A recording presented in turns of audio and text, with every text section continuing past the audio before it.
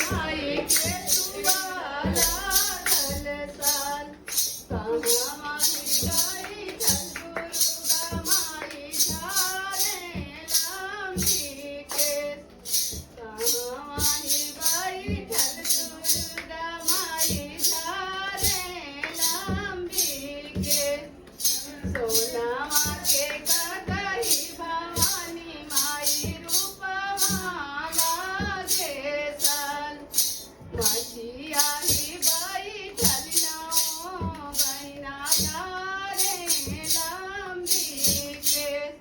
टूटी गईल कही भवानी माई झटकी गईली साल ओहा से उठली नाओ बहिना सोनारा घरे हो जा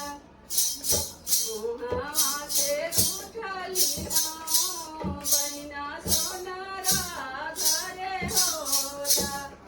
आँखी तोर फूटे सोनारा बहिया लागे गुण कहाँ से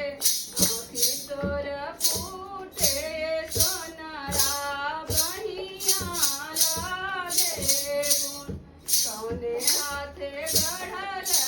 सोनारा कई के साल आँखी जानी फोड़ी भवानी माई बहिया लागे ना गुण तीरा से मैं गढ़ूँ भवानी माई कई के साल तीरा से मैं बगढ़ूँ भवानी माई कई के साल।